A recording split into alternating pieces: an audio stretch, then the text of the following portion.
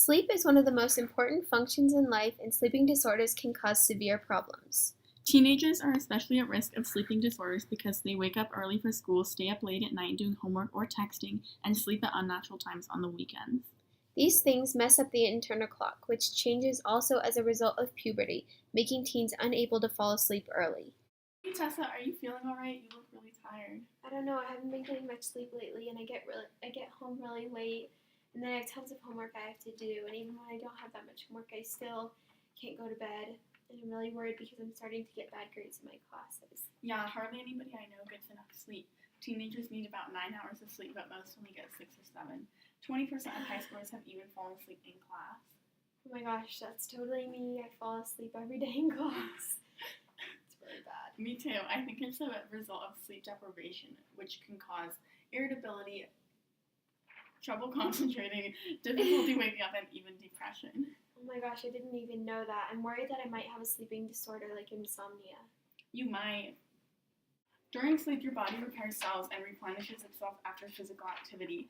It releases growth hormones and strengthens the immune and nervous systems. If you do have a sleeping disorder, we need to get it treated right away so you can stay healthy.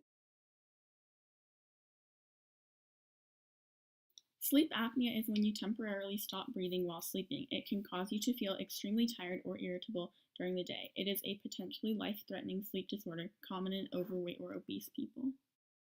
Insomnia is the frequent inability to fall asleep at night. It can be a symptom of stress, anxiety, depression, or another underlying health condition. Restless leg syndrome causes you to feel tingling, itching, cramping, or burning sensations in your limbs that can only be relieved by moving them. These movements cause disruptions in the quality of sleep. The immune system uses T cells and B cells to protect the body against diseases and other foreign bodies that could potentially be harmful. The skin, saliva, lymph nodes, appendix, and spleen all play a part in the immune system. A lack of sleep causes the number of T cells to decrease, making it harder for the body to fight infection. The body cannot get fevers, creates less antibodies, and is at a higher risk of developing heart disease. The endocrine system secretes hormones and enzymes produced in the thyroid, hypothalamus, adrenal, pancreas, and pituitary gland that regulate metabolism, tissue function, and growth and development. Sleep deprivation can alter glucose tolerance so cells don't recognize glucose to allow it inside. This can increase the risk of diabetes and cardiovascular disease. Leptin levels, which suppress appetite, also decrease, making you hungry and irritable. Cortisol production becomes irregular, so you cannot respond to stress correctly. The endocrine system is very important in teenagers because it regulates growth, development, and sexual function during puberty. Both of these systems work together to keep you healthy and functioning on an everyday basis. Without the endocrine system, you would not be able to grow, develop, or metabolize, and without the immune system, you would constantly be sick. The thymus is an organ of both the endocrine and the immune system. It releases the hormone that educates T cells, which are critical cells of the immune system. The endocrine system also releases cortisol, which aids in the increase of immunity in the body. Specific treatments are needed for specific sleeping disorders, and everyone's body responds to treatment and prevention in different ways. Start by tracking your symptoms and sleep patterns and making healthy changes to daytime and nighttime habits. A consistent sleeping routine and good sleep habits, such as sleeping in a dark and quiet room, turning off electronics a few hours before you go to bed, and not eating for a few hours before bed, are the best ways to improve sleep quality.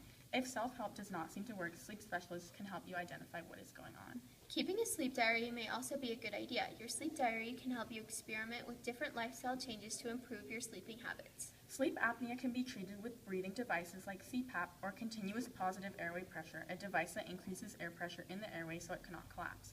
It can also be treated with surgery in extreme cases, but sometimes it can be fixed as easily as sleeping on your side instead of on your back.